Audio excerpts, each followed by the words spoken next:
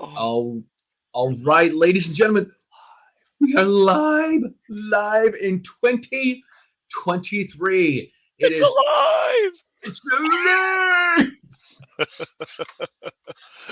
This is why we don't go out much, Larry. Yeah, right. Let's see. So here we are. It is Charlie from Writing Shotgun with Charlie. It is Matt from Meet the Pressers, and we have a very special guest tonight. It is Larry Correia. Now, I got to tell you, at first I thought you might have been a relative of John Correia's, but that does not seem to be the case. No, actually, I know John, and we're friends. We've known each other on the internet for a long time, but as far as we know, we're not related. All right. Well, I wasn't sure. I'm like, wait a second. He runs a channel and he writes books? No. I'm wrong. It's the wrong guy. If anybody asks, we both just say we're cousins. There we go. That clears it up. Ladies and gentlemen, we got a Charlie and Matt exclusive. John and Larry Correia are both related. They're cousins. Yeah, there you go. Distant cousins. Distant cousins. Not kissing cousin, distant cousins. There's a difference. There's a big difference. Well, we have Larry on tonight because Larry is an author and he writes a lot of fiction books, but he's got a nonfiction book out, and the book is called In Defense of the Second Amendment. Mm-hmm. And we're going to talk with Larry for an hour about this. I know we don't have this up and going, but one of the things that we do here, Larry, is we have some sponsors, and one of our sponsors is Next Level Training. And if you go to meetthepressers.com/giveaway, enter the code. We didn't do it. We didn't come up with it. We jumped on, we got talking, we caught up, and then we're like, yeah, that's right. We got to do it. Highly trained professionals. We're doing it now. I think the code was let's just make it Larry. I like it. Because in defense of the Second Amendment, it's kind of a long code. Yeah, that's a long. That's a mouthful. Okay, yeah, code Larry. Yeah, code Larry. It's a code Larry. That sounds like a thriller novel right there. I know, right? It's your next book. So, right? Comedy of errors. There, I got it. There, bam, there it is. So we have a Next Level Training Cert Pistol 110 red laser training. You spelled my name wrong. Oh, jeez. You know, when I was texting it came up as Larey. I'm like, no, that's not right. So I had to go back and fix it. Oh, yeah. Not a common name, but it's okay. This is true. All right, so we've got Larry Correia. And he's here to talk about his book In Defense of the Second Amendment. Now, a lot of the fiction that you write is a lot of it's gun based, right? It is, yeah. I mean, that was my background before I got into writing novels. In fact, I owned a gun store when I wrote my very first novel, and I self-published my very first book. I'm with a publishing house, Bay and Books now, but I self-published my very first one, and I primarily sold it on internet gun forums back in the olden days, the Firing Line and the High Road. If you guys remember way back in ancient times of gun internet. And it was I'm probably the gun nuttiest fiction writer, I would say.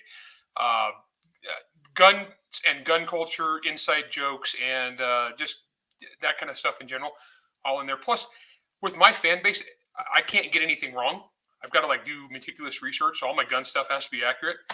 My fans would kill me. I was the #1 best-selling author in Baghdad and Bagram for quite a while. So I that's my fan base. I can't screw it up. And if I do screw something up, something technical, oh my gosh, I never hear the end of it. So yeah, I'm about as I don't do the stupid gun errors like you see. I don't have guys dramatically cocking the hammers on their Glocks. Rack the slide and let's get him, and then he rack the slide again. Yeah, dramatic shotgun pump to show I mean business. Right.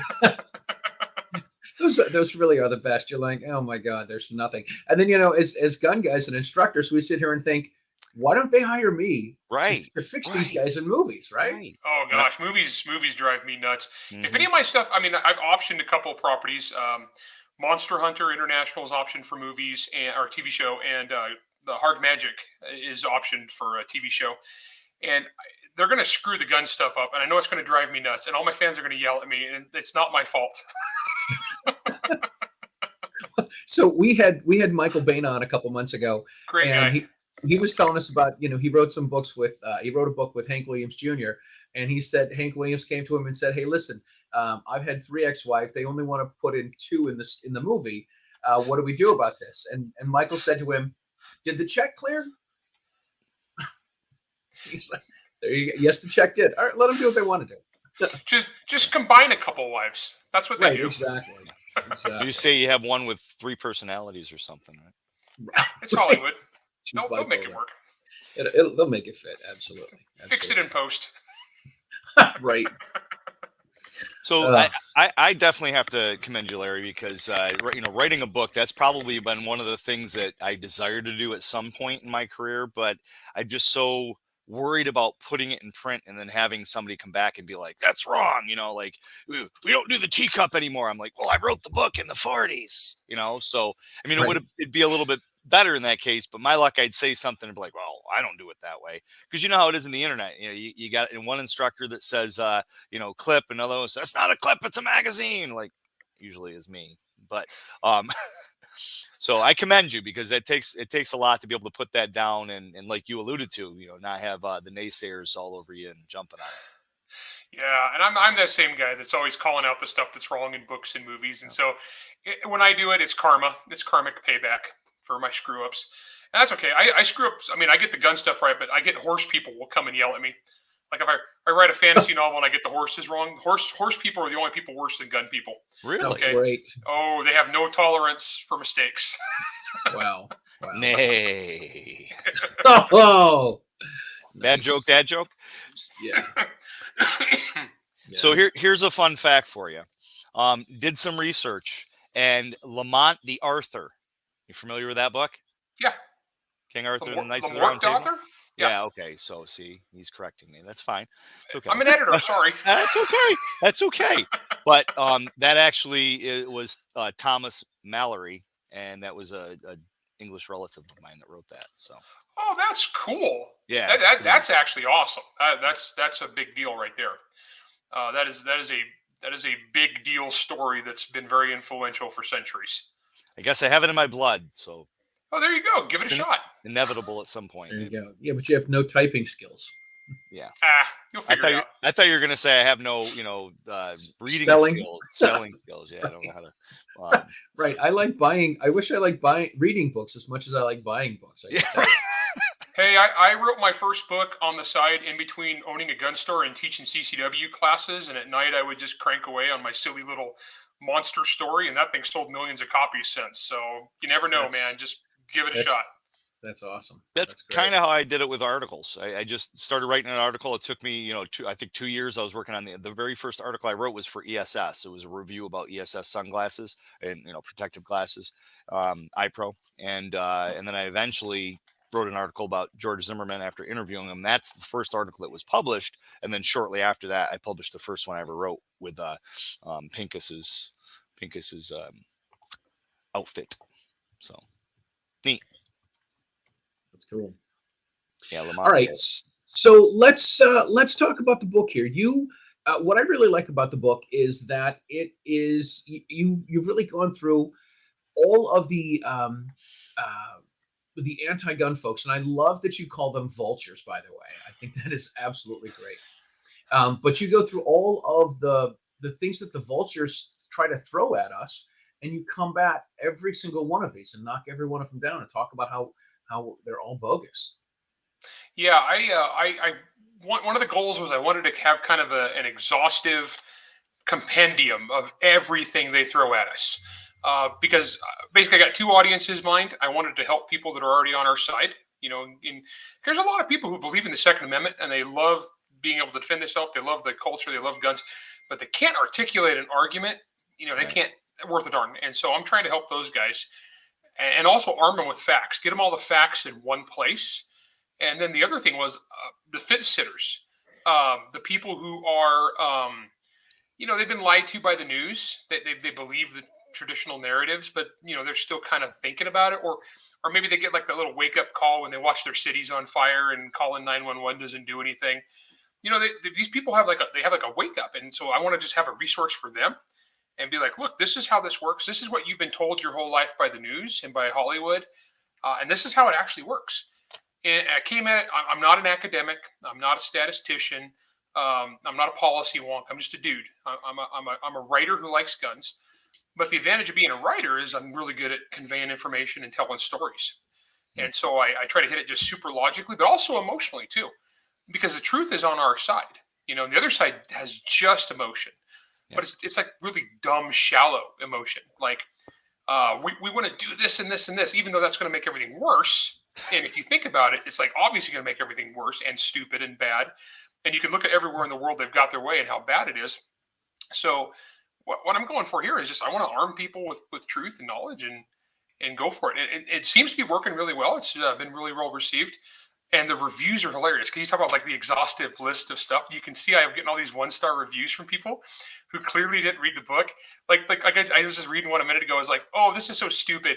No one's trying to take guns away. This is just some gun nut fantasy for a guy who shoves a pistol and he sleeps with a pistol in his boxers. And I'm like, okay, now I carry in a Filster floodlight. All right, I'm not a heathen. All right.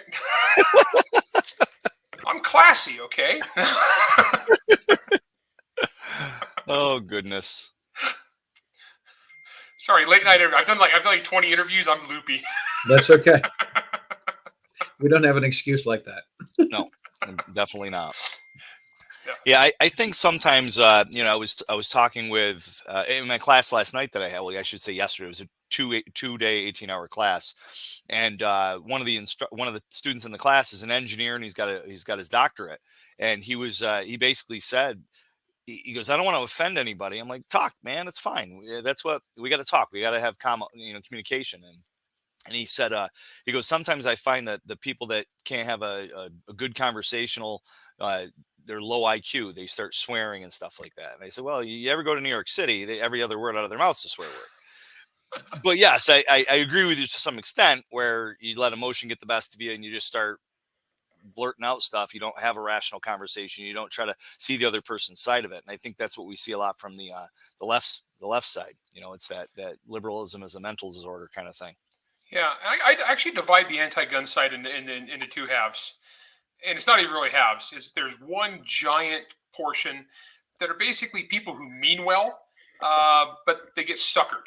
All right, they're the Stalin called them useful idiots, the people that you can sway with bad information, appeals to emotion, but they don't mean to cause. I mean, they're not trying to get more people killed.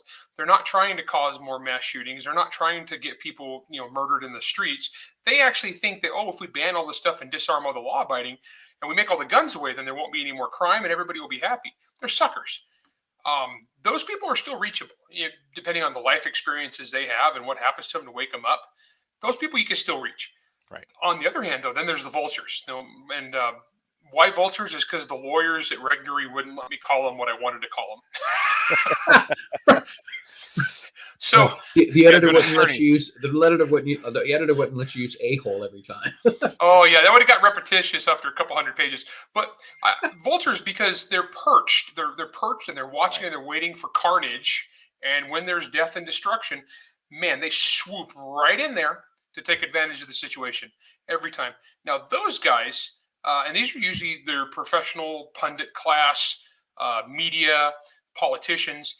They know what they're saying is crap. They know what they're saying is going to harm people. They know that it's going to get people killed, and they're happy. These are the people that, like, when there's a mass killing on the news, and it comes out that, like, as soon as it happens, they jump in with all their, I bet it was this group or this group or this group, and this shows why we need gun control. I bet he used an AR-15, and AR-15s are so super deadly.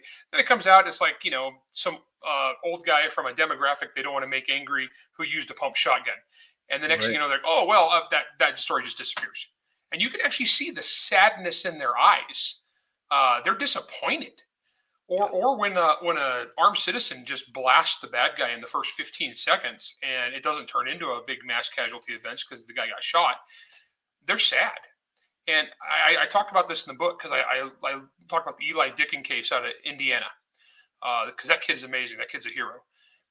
That's where the bad guy walked into the mall, started shooting, and 15 seconds later, Eli Dicken engaged him at 43 yards. and then shot him a bunch of times and approached and finished him off. And that's amazing shooting. Kid's amazing. But Shannon Watts, Moms Demand Action, she was upset. She was angry. And they started having this thing where, well, who's the real bad guy? They both had guns at the mall. Right. And it's like, well, there's a bit of a difference. It's no different with the Kyle Rittenhouse thing, right? Yep. I mean, you get hit with a skateboard. Oh, well, he shouldn't have shot him with a skateboard. I'm like, let me hit you with a skateboard. I guarantee if I hit you hard enough, I could decapitate you.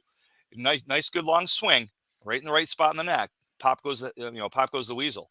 But on top of that, a pedophile, right? I mean, he shoots a pedophile. Now, granted, we don't want to go around just murdering people without due process, but come on now, it's a pedophile, and they raise this person up. It's like if this isn't the epitome of good calling, calling good bad and bad calling, being called good.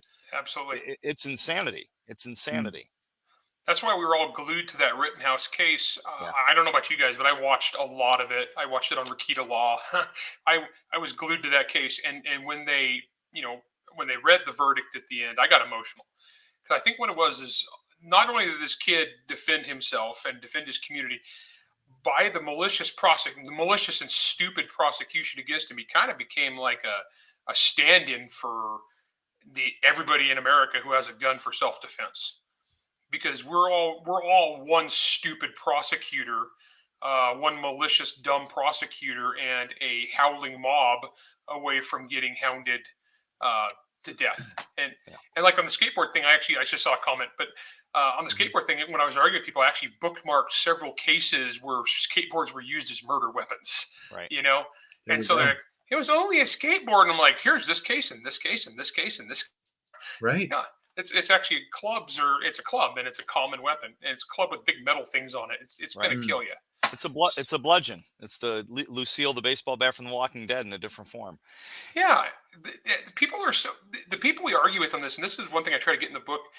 We're arguing with people who are so detached from reality. Right. That's why I put a chapter in there about use of force laws. The stuff that guys like us, trainers, anybody who carries a gun, we all know this stuff. The old ability, opportunity, immediate threat, right? Yeah. I go into that, and I have a chapter on that because what I found is over the years, people see a case, whether it's an armed citizen, a cop, whatever, there's a shooting, and the news comes out with their version of events, and it's the dumbest thing you've ever heard. It's the dumbest take imaginable, and everybody gets all emotional about it and freaking out, and then my thing is, I don't usually even comment on the cases because I haven't seen the evidence. I'll just be like, okay, this is how use of force works. So if it's this, and this, it's this and this, according to the reasonable people of the jury.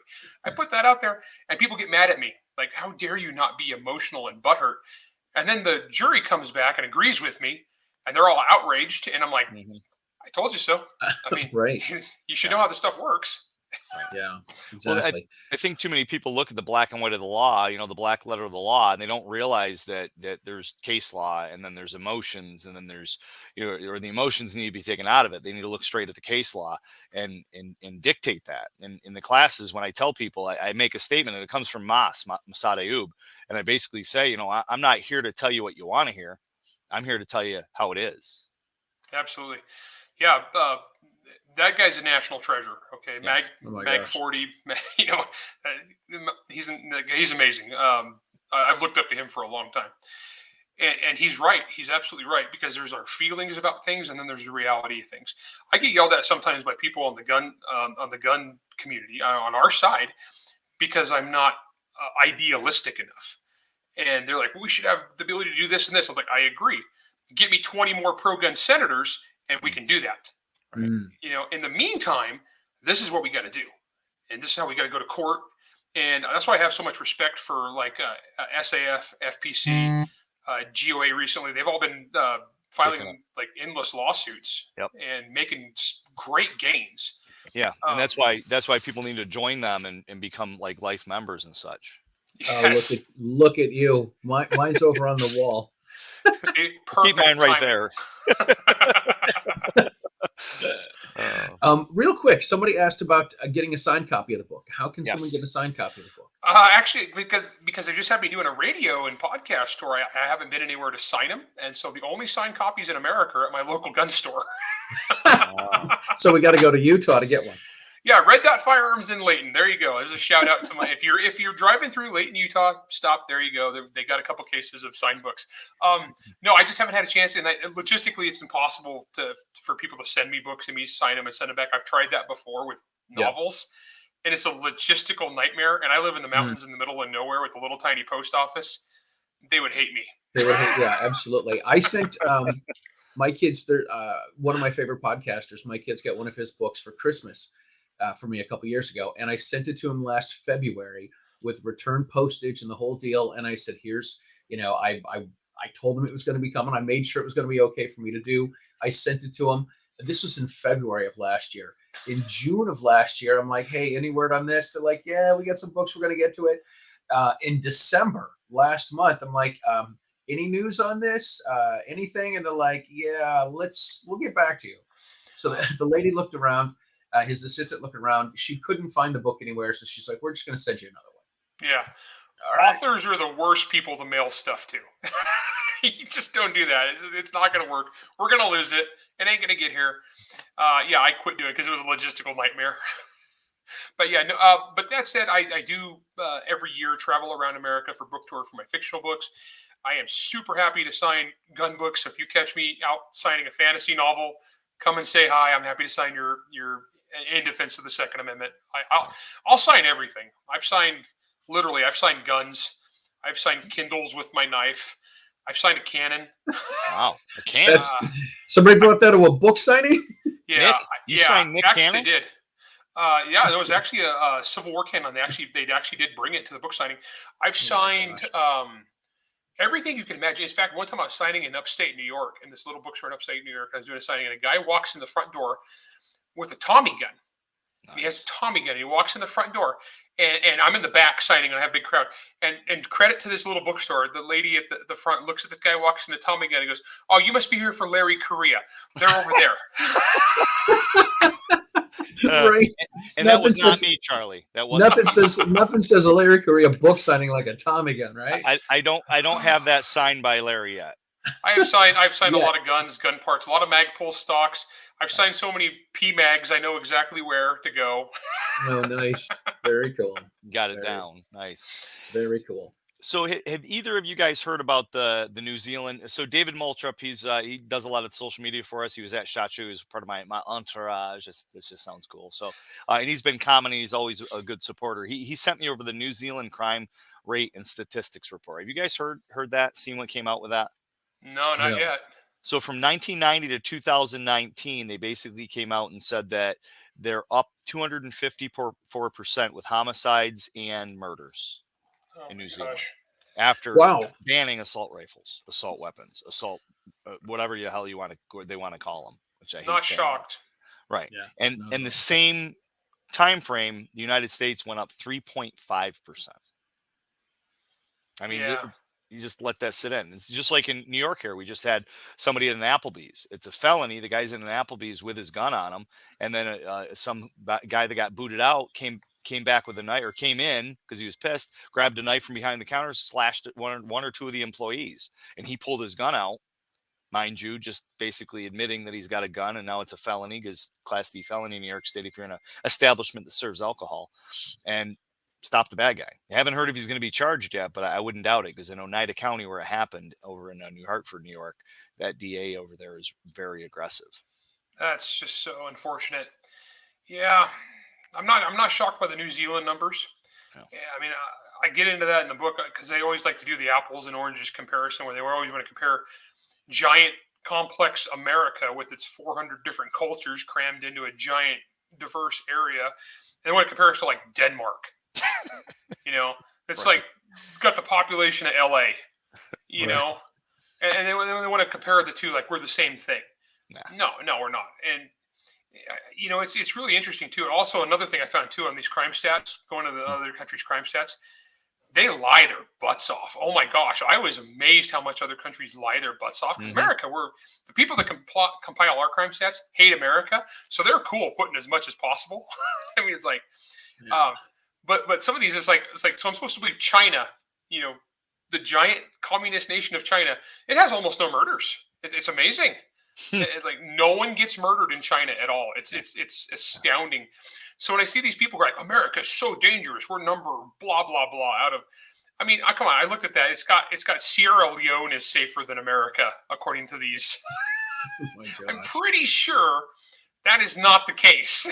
Per capita. Hey, Larry, say that again. As far as China's got no, say that like you did about China not having any murders, any crime. Yeah, just according to the crime stats that I used to compile the book, China, the giant nation of China, has almost no murders, and that the crime rate is like supposed to be. Sorry, I couldn't resist. I was slow on it. I had to have you do it again. Oh man, it's like the is that like the running thing? Because like when those guys lie continuously, Yeah. they get nice. Right. So, But Charlie the found Americans that. believe this crap.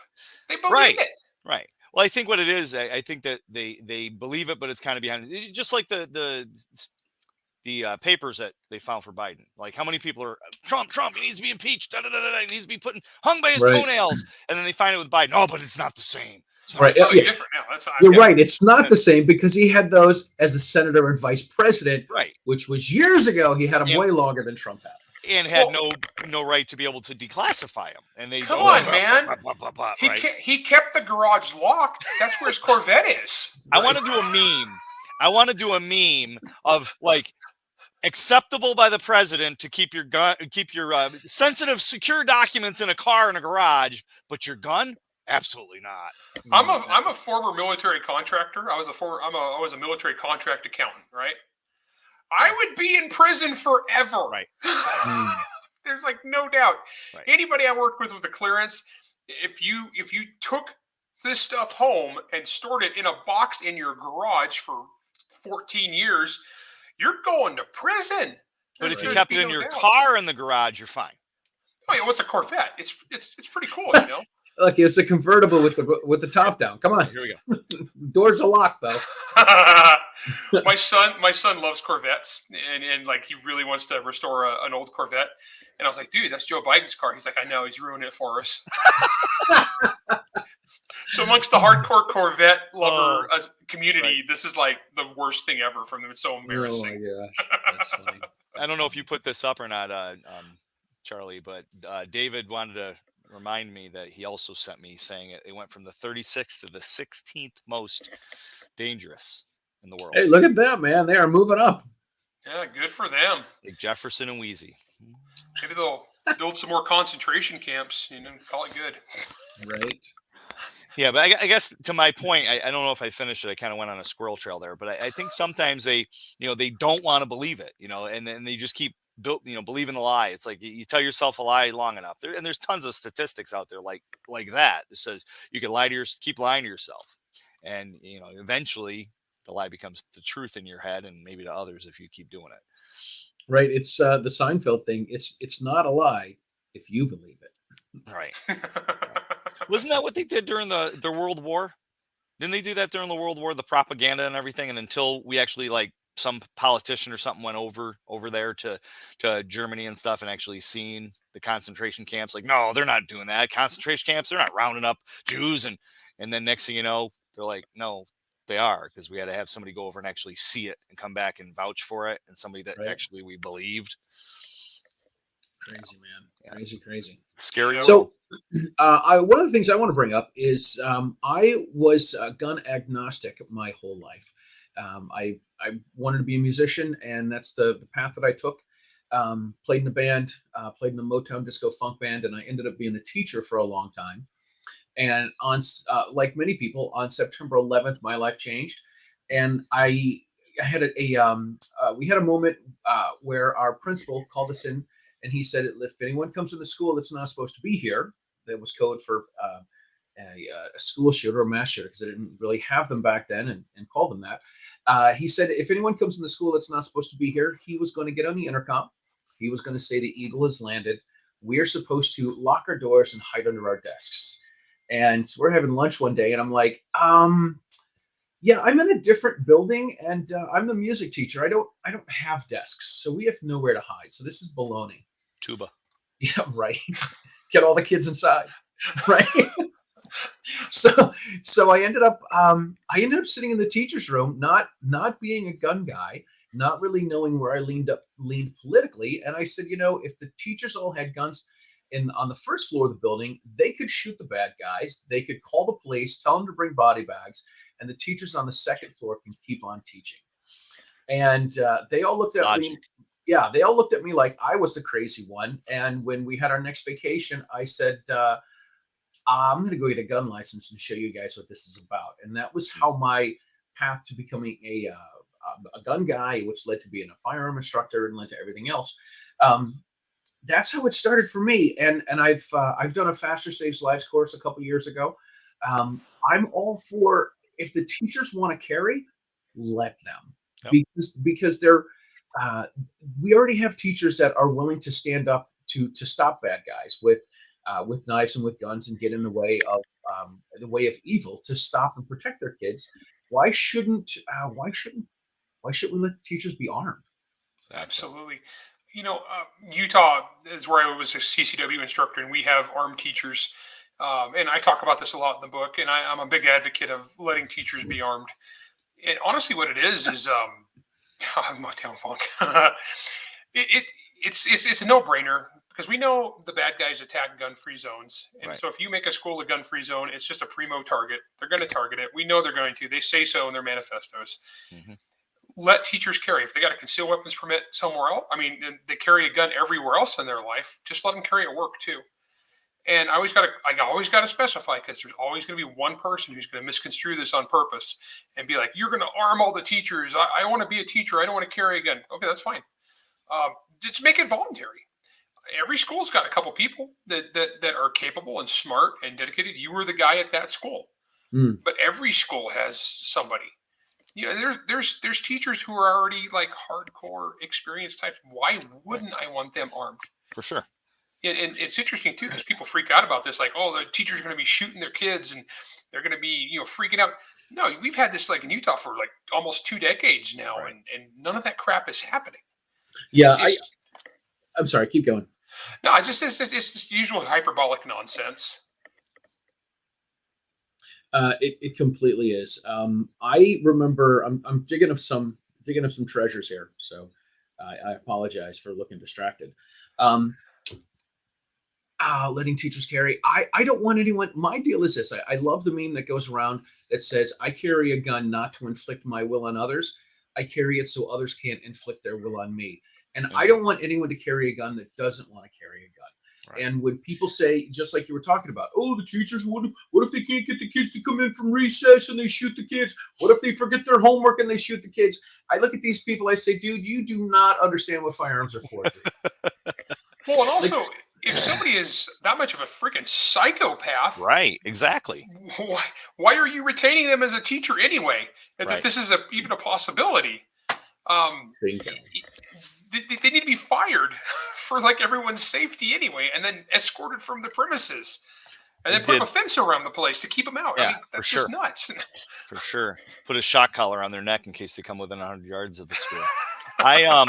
Right. I was at a law enforcement trade show. This is probably 4 or 5 years ago, because you always forget COVID takes up 2 years of our past life. But and I had a bunch of, and they were airsoft guns. They weren't even real guns. They were airsoft guns. I could have had real guns there, but it's just easier to bring airsoft. So I had a bunch of airsoft replicas. And this one lady walks by and she looks at the table and she gasps, "Did you hear they're going to try to arm the teachers?"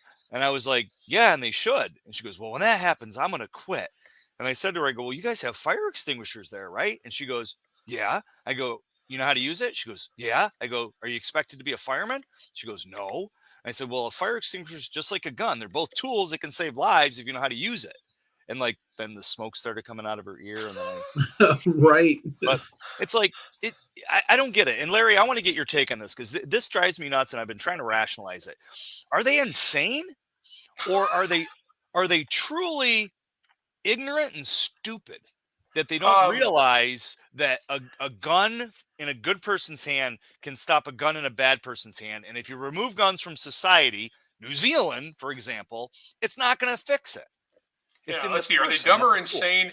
You know that little meme of that little girl that says, "Why not both?" Well, it depends. Some of them are. Some of them are like emotionally stunted, and if you talk about even the idea of using a weapon to defend yourself, they just freak out. To them, that's just only the state can do it. But then again, when they think only the cops can do it, but these are the same people who get mad at the cops. Well, why didn't you just shoot him in the leg? Yes. Why do you always have to shoot to kill? Just shoot the knife out of their hand. Right. It's like, lady, people used to pay me to shoot pistols. I can't do that. Okay. And I'm way better than 99.9% of law enforcement with a handgun under stress. There's a reason we aim for the big part. No. So some of these people are emotionally stunted, and just, it's goofy. And then there's some that are just pathological liars. They'll just lie their butts off. And Congress. Well, I noticed that in the aftermath of the California shooting this week, Adam Schiff was on Twitter within like 3 minutes talking about how this was probably the work of MAGA Republicans, because if you look at it, this is clearly anti-Asian and Pacific Islander bigotry. And this just shows why we need AR-15s off the street. Jeez. Which is funny because literally everything that guy tweeted was wrong. Yeah. I mean, there was like nothing. But what do you expect? The guy's a pathological liar. Right. I saw a meme earlier that said the video footage of Adam Schiff after he was fired, and it's a kid laying on the floor having a temper tantrum. Before we move on, I'm going to pull something up. I can't believe I'm pulling this up. Somebody asked for pictures of a video of me playing in a Motown band. I've got some pictures here. I'm going to have to figure out how to do this. Oh my gosh, how can I move us off to the side? Yeah, I don't know how to move us off to the side. Do that one? No, this one? I think we're both clicking buttons. No, click that one. No, that's the wrong one. Click the other one. This one? No. Now we're talking heads. Now we're talking heads. If we all get disconnected, we'll call back. We'll call back, right. Let's try this. There we go. There you go. That's what we're looking for. That is me playing the trombone. So go ahead. Thanks, Matt. I was late again, but still, it was funny. That was all right. That is me playing. I was playing in a band in 1992 in Memphis, Tennessee. The guitar player behind me is now Jason Aldean's lead guitar player. Wow, that's awesome. This is me in a newspaper in Boston with one of the radio guys. We were, oh my gosh, I think it was 98. Which one are you? The Trump-looking guy in the middle? Yeah, I'm the Trump-looking guy in the middle. That's right.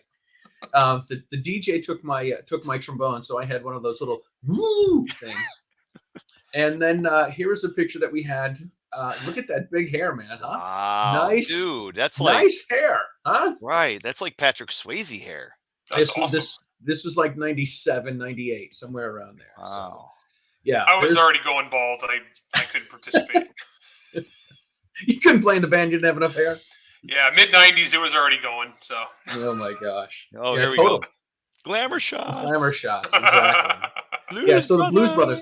So the very first picture I showed you guys, I was playing in a band called the Blues Other Brothers, and we traveled around the country with two guys from Iowa, and God bless them, man. God bless them. Those were the days. Wow. Anyway. That's awesome. I don't want to bring up any pictures. I posted for our anniversary. I posted a picture of my wife and I, and I think we had our two oldest kids with us in the picture. And my wife was like, "We look like freaking Charles Manson family, psycho killers. How'd you post that?" I'm like, "Thought it was nice." Thanks, honey. like 31 years. I'm like, "No, you're acting like a psycho right now." That wasn't. I didn't say that. I thought that. I didn't say it though. It's good that she doesn't watch the show, man. I got to tell you. Anyway, so I didn't. Sorry to interrupt that for. That was good. For some glorious pictures there. Definitely. So we're talking about how the crazy folks. Yeah. What any thoughts on And I mean, obviously, writing the book and inciting them so their heads explode is one way to beat the other side. Any other ways you can think of, or other things you've done, Larry, or even you, Charlie, to try to to battle that back? Because honestly, if we're looking at the boxes of liberty, we're getting closer to that ammo box. And I'm never condoning right now or talking about a civil war, but at some point when we see the stuff that's happening and them talking about stacking the Supreme Court and impeaching the Supreme Court justices, and they beat away our only really safety right now to stop this kind of gun grab, I don't see where else it could go. So are there other tactics and thoughts and ways to battle this insanity from the left? I think there are. I mean, we still, like you said, so we still have the jury box that's still going on actively. Yeah. Ballot box, it comes and goes. It just depends. I mean, because I go into the book. I try really hard not to get partisan because my goal is like I'm trying to bring Democrats over to our side on gun ownership because the rank and file are not necessarily insane or evil, but their leadership universally is. But I get into that. I was like yes, there are elected pro-gun Democrats supposedly, but there's more evidence of Bigfoot as far as seeing them actually vote. I mean, actually, I would believe in Bigfoot before I believe in a pro-gun Democrat senator. So let's put it that way. Hey, Charlie, can you put that picture of Bigfoot back up? That you just had? Sorry. Go ahead. I mean, I'm definitely. If I had to vote on which one of these is more likely, I'm going Bigfoot.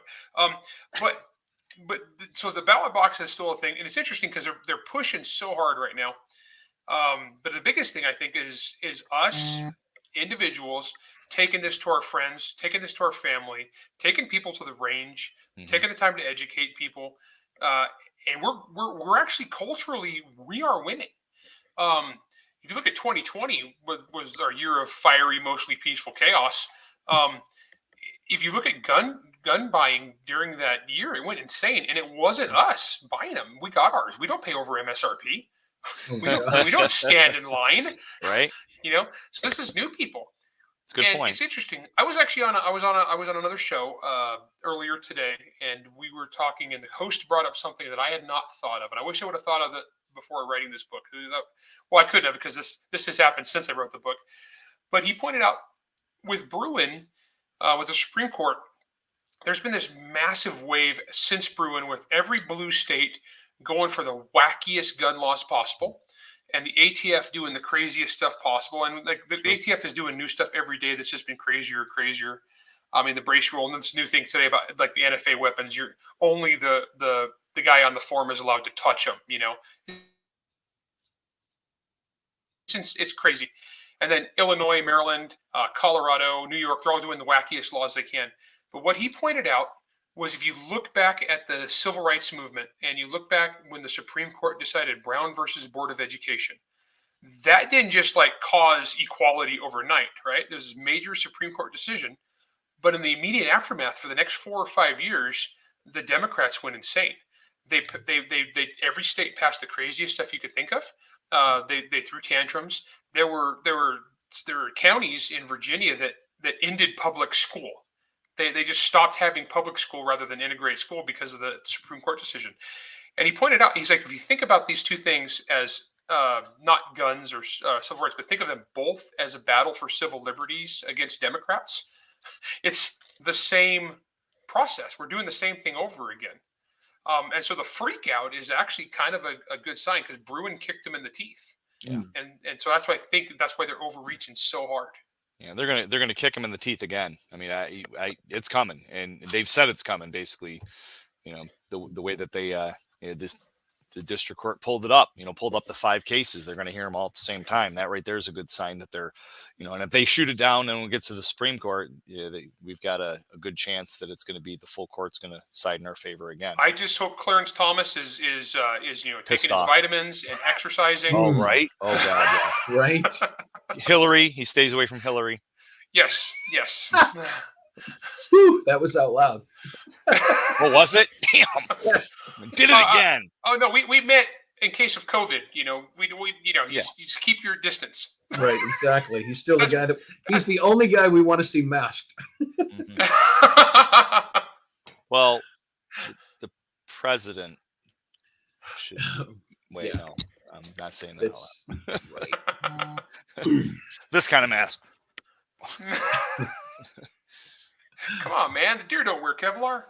Come on, man. Deer don't. Oh my goodness. Or go onto the balcony and shoot into the night sky. Okay, they need all to right. take his SU degree away. They need to revoke his SU degree. That's terrible legal advice. Okay, we're all firearms instructors here, right? Correct. Yes. Can you imagine the whole? Just all you need is a double barrel shotgun. Go out and fire 2 blasts in the air. Okay, well, I'm not even getting the illegality of doing this, but Right. okay, I just emptied my 2-shot gun. Right now I've got a stick. I tell people, I say, look, Baseball bat. right. Don't take advice on self-defense from Joe Biden. Absolutely. No, for sure not. Yeah, absolutely. Yeah, that comment brings up a good point. There actually, I saw something today, and I haven't seen much details on this yet, but this was interesting to me. The ATF has overreached so hard over the last couple of weeks that even like the squishiest Republicans and some Democrats are coming together. There's a bipartisan bill brought up today by Dan Crenshaw, who's not like a stalwart, Right. not the first guy I think of as a fire breathing stalwart, but right, I he's know. not a capital R Republican. no, but him and some Democrats actually are bringing up a bipartisan bill to rein in the ATF, where it was, if the ATF does a regulation change, it's going to affect businesses, and obviously it does, and citizens. Then those citizens and the businesses that are effective have the ability to protest, which we don't right now. It's just whatever the ATF feels like, and then we got to go to court for 4 years. Right. This would, and then it would be like a 90-day process where Congress would get a review and a say, and then it would go before an administrative law judge to even see if it's legal, and the offended parties would have a chance to present evidence. So it wouldn't just be this dictatorship. And that came from Dan Crenshaw and a Democrat. Mm-hmm. So, I mean, I might have to eat what I said about Bigfoot. If this actually happens, I mean, the Bigfoot is in the building. Yeah. Yeah. I experienced that here in New York with some stuff where some of the bigger agencies within New York set their own edict on certain things. And when I called them on, I'm like, show me where it is in the law. Show me where it is in the law. And then I'll work with politicians to get the law changed. So they go, well, it's not in the law. It's our edict from our council. And I was like, huh? And this was years ago. And I was like, what? And I started, delving into like how that works. And, these agencies, even in state level, but we're talking about federal level, they have too much power where they can just unilaterally say whatever the hell they want, do whatever they want.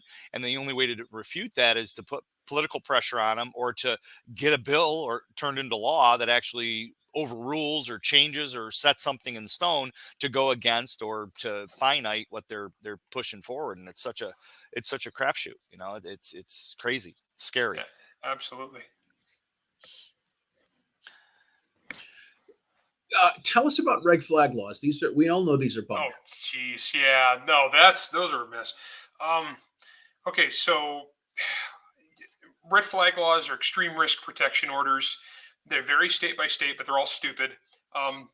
Basically the idea is, right now states have the ability to commit people who are actually dangerous to themselves and others. They can commit them, but states almost never do, because that's a messy process. Instead, they got this great idea that, oh my gosh, let's just, if somebody gets red flagged, if somebody says, hey, this guy over here, my friend, my neighbor, my cousin, he's dangerous, he has guns, he's going to use them to do bad things, and then the cops can just come in and swoop in and take the guns away, and then boom, we're going to be safe, right? It's asinine, and a bunch of states already have it, and everywhere that they do have it, it's already been abused. I collect a bunch of cases in the book, because basically what we're doing is we're giving the worst people in the world the license to send a SWAT team to your house. Right. Think about the people who report all your posts on the internet to get you kicked off the internet. Imagine giving them the ability to just send a SWAT team to potentially kill you. I mean, and it's legal. We've got cases where ex-wives have put them on their husbands. We've had cases where stalkers have red flagged the person they're stalking. And the victim is getting disarmed, and then the stalker is like, hey, I'm safe. And we had my favorite case was one from Colorado, where a cop shot somebody in the line of duty. It was ruled a justifiable shooting. And then the mom of the guy who got shot put a red flag on the cop. She fabricated a fake relationship with this guy who she didn't even know in real life, and said that he was dangerous and was planning to do. This is a cop. and they came and disarmed him, and he went through this process, and it got thrown out. But think about it. This guy had a union, all right, and he has, the department lawyer. We don't. Regular people don't. And all it takes is one disgruntled person to do this to you. And then there's the other side of the coin, which really gets me. Let's say that the guy actually is dangerous. Let's say he is actually a disgruntled, disaffected loner who has violent tendencies. Okay. You swoop in, you take his guns. He's still free. He's not going to be any less disgruntled now that you've somebody reported him to the cops and the cop raided his house. He's not going to become happier or nicer. He's still free. He can still procure an illegal gun, like most criminals just steal one, or they buy one off whoever stole. I went through that in the book. That's statistically where the vast majority of guns come from used in crime. And then there's nothing to stop him from going to Home Depot and putting together a bomb. There's nothing to stop him from driving his car through a parade or down the sidewalk. If the guy is truly a danger to himself and others, then he should be committed and he should go through the correct process, not this red flag Band-Aid. But speaking of Dan Crenshaw was one of the Republican senators that voted for this crap to fund this for every state. And they're like, well, we didn't actually vote for red flags. We voted for red flag funding. Oh, okay. Because, states are real big on not doing what the feds bribe them to do. Of course. Right. Yeah, it's a ridiculous process. It's a ridiculous thing, and I think as they grow in number across the states, we're going to see more and more horrible abuses of them. Yeah, I had a sheriff here that I sat down and had breakfast with a few, probably 3 years ago, I think it was, and and I asked him. I said, "Have you ever utilized ERPO red flag?" And he goes, "Yeah, I think one time." And it was a case where I guess a pizza delivery driver pulled up into this guy's parking lot or into his driveway, and the guy got stuck in the snow and he was trying to get out. And the owner of the house, a veteran, came out with a gun and basically threatened him and freaked out because he had some PTSD, and then went back into his house. The cops showed up. It was a standoff. They finally eventually were able to get him out and get him medical help. But then they said they had to go and do ERPO red flag to confiscate all his guns. I'm like, but you took him away and put him in the hospital for mental health help. So, I mean, you had his guns. You took his guns, right? He goes, yeah. I go, so did you really need ERPO red flag? I mean, you were there, the guns were there. You didn't want to leave the guns out for anybody to break in and steal. I mean, so it was, he's like, yeah, I guess we really didn't need to go about it that way. It was just really weird. Like, that's the one time in his 22 years as a sheriff, and now the sheriff of the county. It was interesting. But yeah, I mean, using it incorrectly is horrific. Right. Yeah, we can both think of departments that will not hesitate to abuse this, and judges who won't hesitate to stamp off on every single one that come across their desk without hesitation. Oh, absolutely. So here's a thought. David put down here, people that get kicked off social media make fake accounts, come back to be able to harass people. And when he posted that, my first thought was, if somebody wants to get a pistol license, are they going to put their fake account down? Are they going to put down their fake Facebook account so that they can apply for a pistol license in New York? That was my first thought, right? That's right. The good conduct Facebook thing. I would be so out of luck. I mean, I'm perpetually banned off the internet, so I would never be able to own a gun in New York. Right. You just got in trouble just this week for reviewing Puss in Boots, right? I did. I got kicked off the internet. I gave Puss in Boots a positive review, and I just said, hey, as a writer hat on. It was a kids movie, but it was actually really well written. It was really good, and I got banned. And it was like one day before the book came out, where most of my fans are who buy books or congregated there. They actually reversed it, which was funny. And then today I got banned for making fun of an Australian literary moron who thinks he's qualified. He rips apart all my books because the guy hates my guts. He's some academic snooty guy. So he thinks he's qualified to take apart my gun book. And I was like, I'll put my 30 years of learning about this topic against your 30 minutes on Google anytime. But I made fun of the guy. I made fun of his review. I just kind of mocked him. And I got kicked off Facebook for hate speech. Oh, my gosh. Today. That's it. They reversed it in 20 minutes. So what I did is I went back, which is hilarious. So I went back and I edited my review of his review. And I changed all the words that might be offensive, but I made it bigger and like way more insulting. Kudos to you. This is what you get for being a writer, right? Yeah, I mean, basically, plus the fans love it. The fans enjoy that kind of stuff. But yeah, come on. I'm not going to listen to some snooty academic Australian try to tell me how gun laws work in America. Right. When everything they're saying is like this, high from atop Mount Dunning-Kruger telling me what they think there. Right. Yeah, nah. It's like, I got enough to keep up with the stuff going on in America. I don't have time to go and look at other countries and criticize them for what they got going on. That said, I do go into their crime stats, and it's funny because they like to talk a lot of trash about how much safer that they are than America. Well, first, once you get over the way that they massage their stats and don't count stuff that we count, and Britain is really bad at that. But then, they have less murders, and they had less murders before too. They also don't have America's demographics or cities or anything like that. But then you get into their rape and assault rates. Oh my gosh. Yeah, right. Australia needs guns. The women of Australia need handguns. Jeez. We just need to fly over and drop barrels of Liberator pistols like World War II. That's good. Yeah. Right. Paper airplanes with subliminal messages. Right. All right, gentlemen. Well, I'm gonna sign off and hop onto the other show. And all right. Well, before we get too far, I want you to see that I was at SHOT Show, and SHOT Show is bipartisan. Look at that. That's right. We saw the Jack's Link Sasquatch there. Wow. See more. There was more Sasquatches there than there were Democrat congressmen.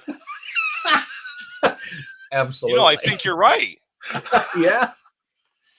They did have some senators, but I'm pretty sure they were all Republicans, and they did. Dettelbach was there too. Oh boy, I bet he was popular. The head of the AFT. It was really funny. I went to. Sorry, Matt. You need to go because we have another show coming up in 4 minutes. Yes, Larry. It's been an absolute pleasure. I look forward to hanging out with you more in the future, and maybe seeing you at SHOT Show next year, if not sooner. Cool. Thanks, Matt. Stay safe. Very cool. Thanks. Yeah. So, what the hell was I talking about? Oh, yeah, Dettelbach was there. Yeah. So he had the ATF and the FBI had an hour and a half seminar, and I'm going to say like the first 4 minutes, Dettelbach came out, and I texted my buddy sitting next to me. I said, "This is the part of the speech that we call ass kissing." Because it was a lot of, hey, gun owners are good people, and they're the law-abiding folks. We don't really want to come down on you guys, but we're going to nail you guys for pistol braces and shooting your pistol brace on your shoulder and all the nonsense. Yeah, that part when they originally were doing the original rules and we're doing the comment period, and they were like, not a felony, felony, not a felony. Felony. Right. Oh, well, that's comforting. Now they're telling you how to shoot your guns. Oh my God. I belong to a snub revolver group on Facebook, and somebody had a snub right up against their shoulder, and like, oh, look, that's a short-barreled rifle. It's only 2 inches long. And the thing is, I had somebody on because there's when there's stuff comes up, I'm trying to explain how the actual laws work, and I'm reading this 293 pages of nonsense, and I'm trying to convey this to my fans on Facebook and Twitter. I'm trying to get them to actually understand, and I'm explaining how the law works, and I always get the chest beating guy who's like, I don't care what the ATF says, I want to do what I want. I was like, okay, A, I don't care. B, if you're going to do felonies, don't say it on my Facebook page, please. And right. C, you say that, but I really love my dog. And the last thing I want to do is, he's a good boy. I mean, I don't want to piss off the ATF. I love my dog. And so I'm really hoping that we can work I'm hoping the courts, when that 120 days kicks in, because it's federal, I can't imagine with as many lawsuits as going forward that there's not some judges in America who are going to get these cases before them and throw the brakes on this. That's my hope. I don't know. We'll see what happens. That's just maybe my natural optimism getting in the way of cold, hard reality, but I hope that's the case. Yeah, hopefully. Well, listen, we only have a moment left. I want to say I appreciate getting a copy of the book. I'm really enjoying it. I've been reading. I'm a slow reader. There's no pictures, so I'm a slow reader. But I'm halfway through the book, and I absolutely love it. I wish I would have got it before I headed out to SHOT, but there's more time to read on the plane that way. Oh, yeah. How can people get the book? How can they find it? How can they follow you on all the social medias? Sure. The book is available pretty much everywhere. Barnes & Noble, Amazon. We also have an audiobook. There is an audiobook. You can get that from audible.com. It's from Blackstone Publishing. The publisher's Regnery, so they're a very big publishing house. They're basically everywhere. Some gun stores are carrying it. And if you want to follow me on social media, I'm Correia45 on Twitter. Really easy to find. Or I am Larry Correia on Facebook. My blog is monsterhunternation.com. I will warn you in advance, though, that I am pretty offensive. That's what I love about it. well, sometimes some people, even people in the gun culture, get a little squeamish. But I'm honest. We'll put it that way. I'm a very honest person. Gotcha. Very cool, man. Well, listen, I really appreciate having you on the show and having you hop on. And any chance that this is going to make it to the the top of the charts? Well, okay, so I can't really say numbers, but just off the pre-orders alone, it's a bestseller. So before this week even started, it was a bestseller. It's done extremely well. Right now, it's sitting up really high on Amazon. It's sitting up really high on Audible. We hit #1 in a whole bunch of genres. It should be a New York Times bestseller, but the New York Times hates guns and they hate me personally. So, most of my books are. I am a New York Times bestselling author, and I was every year until they learned who I was, and then I haven't made it since. So we'll see what happens. Well, that sucks, but we know it's a great book, and we hope that everybody gets it. So please check it out on Amazon. Please follow Larry on all the social medias. Larry, thank you so much for being on the show, man. And this is a pleasure. Thank you very much. We'll talk to you soon. I had a great time. Thank you. All right. Thank you. Bye-bye. For everybody else, thank you guys for tuning in. If you want to tune into the next show, Matt and I are doing a SHOT Show wrap-up, and it is started 1 minute ago, and I will see you guys there. Thanks a lot.